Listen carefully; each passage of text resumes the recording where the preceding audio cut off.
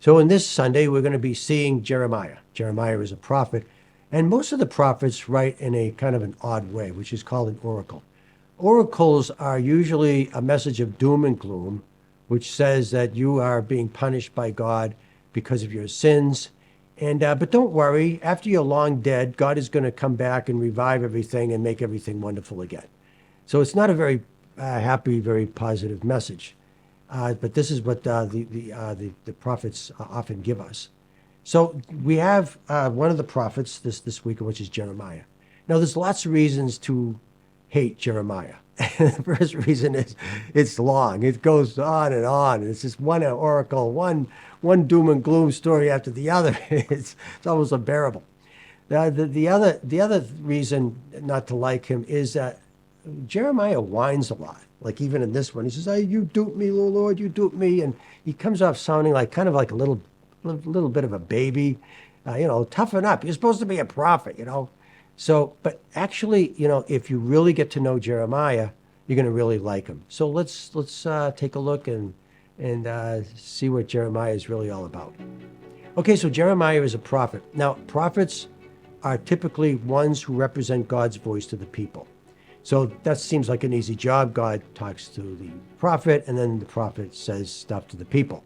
But that's not exactly how it works. The way it works is that before the prophet can deliver the message, the prophet has to live the message. Let me explain what that means. So if we see the book of Hosea, right at the beginning, we find out that Hosea is married to an unfaithful wife. And so the people walking around and says, this holy guy, right? He's married to a prostitute. That doesn't seem right. But what's going on here is that Hosea has to feel God and feel what the message and live the message before he can deliver the message. And the message is that God also is in a covenant relationship with Israel that's very unfaithful. So therefore, Hosea has to feel what that's like by being married to an unfaithful wife. So by feeling that, Hosea is able to deliver the message. Another example is Ezekiel. Ezekiel is taken out of Jerusalem and brought to a concentration camp in Babylon.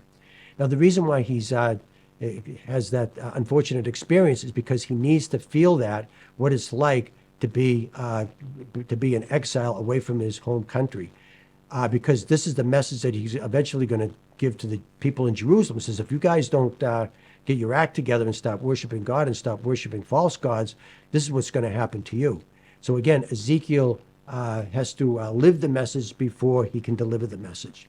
Now, let's take Jeremiah. Now, Jeremiah is in the same situation. Jeremiah has to represent the voice of God, but he has to live the message before he delivers the message. And Jeremiah has to feel for God what it's like to be married, to be with the unfaithful Israel, such as the people that Jeremiah is speaking to. He has to feel what it's like to be rejected and hated and ostracized. And that's exactly what happens to Jeremiah in his life. He's rejected by the people. He's ostracized. He's thrown in a cistern. All kinds of bad things happen to him because he has to feel what the message before he delivers the message.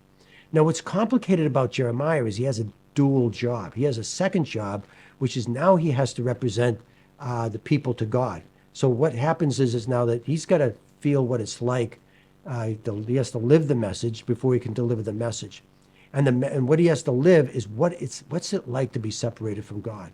How horrible is it to be cut off from your life source, to be a tree that's been cut down and separated from your vital roots? And so so Jeremiah has to feel what this is like so he can deliver that message and represent the people and say, this is what we're going through.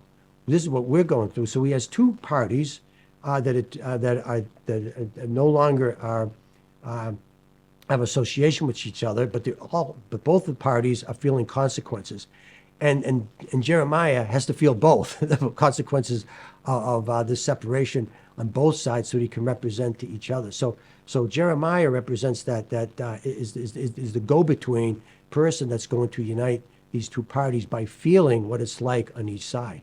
So when you hear the words, he says, whenever I speak, I must cry out, and violence and outrage is my message.